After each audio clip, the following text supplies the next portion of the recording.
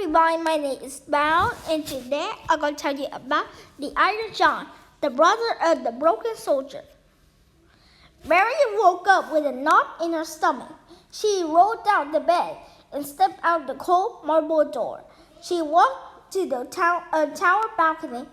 There, she watched the sun rise over Mega City. Today would be her first day working in the mines beneath the old lake. After breakfast, a hovercar picked her up at her parents' apartment in Great Tower. She flew to the mine near the outskirts of the city. Mary wondered how all the poor people below got around. She always flew in sleek, shiny hovercars. When Mary arrived, she saw her father, and her heart sank. Her father was president of the mine, and he was in a foul mood. He called Mary over. "I need you to run this message down to Peter and be quick." Mary ran fast as she could to the elevator. The elevator whooshed through many miles down to the earth. Mary had been in the mines before.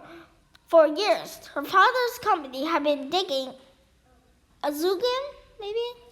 The white blue rock used to fuel cars and electricity, and that's why her family gets so rich. Mary jumped out and asked several miners where Peter's were. She ran into tunnels. Then a loud explosion shook the mine. The ground split open. Mary screamed and fell to the ground. She waited in the dark pit. Mary was glad she was alone, sniffling back tears. Mary with her wool lantern. She was in a small chamber with fossilized sea plants and fish skeletons. Then she saw a metal arm sticking out of the sand. Mary shouted for help. The arm twitched. It began shaking lightly from side to side. Mary backed into the corner. She could see the arm was just covered in orange rust. Mary crawled closer, and her fingers ran over the arm. It felt like iron. Mary began to dig and soon felt more metal. She pulled it out. The arm was connected to her head. "Thank you, miss," the head said. "You may call me Iron John. I've been trapped under this lake for a long time. Where's Mr. Batty?" Mary asked. "Scattered all over," said Iron John. "I need your help to find it." "What do you want me to do?" Mary asked. "Hit program key on my chest and put the button on the back of my head," Iron John said. "Then what?" Mary asked as she pressed the button. "Then stand back," the mailman replied. A bright light blinded Mary. She leapt away, covering her eyes from the flash. When she opened them again, she looked in awe. The rest of Iron John's arms, torso, and legs had flown together from all directions. In the dark mine, he floated above Mary with glowing iron artery intact. "What are you?" Mary asked. "I'm a soldier," Iron John replied. "We have to go now. All of Mega City is in danger. The earthquake that knocked you down here also released something else." He grabbed Mary and the two tunneled through the earth together.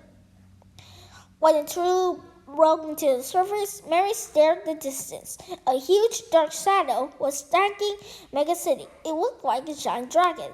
"Quick, tell me how to get to your father's tower," Iron John shouted. Mary pointed, and the two flew to the heart of the city. They flew to the top of Great Tower. Mary saw that the tower and Iron John were both glowing blue, had the oxygen stored inside. Iron John dropped Mary on the roof. "Stay here," he commanded. Then he flew straight into the dragon. Iron John hit the dragon with a blue laser. The fierce dragon turned to face the Iron Man. He spewed out flames from his mouth. Iron Man dodged the flames. He flew circles around the dragon. The dragon crashed into the buildings of Mega City. Iron John kept a safe distance. The organ in his body began to glow brightly. Soon, his body was consumed by the glow. Iron John rushed full speed at the dragon. The two collided. A bright blue light filled the sky, blinding Mary as she watched. When the sky was clear again, the beast was gone. Iron John waited on the roof of the tower. He offered the girl his rusty hand. Mary, I am from the future, and this monster is the first of many that will attack your world, and I need your help to defeat them, he said. Mary paused, and she said, let's do it. Yeah, these questions we'll answer later, but yeah, goodbye.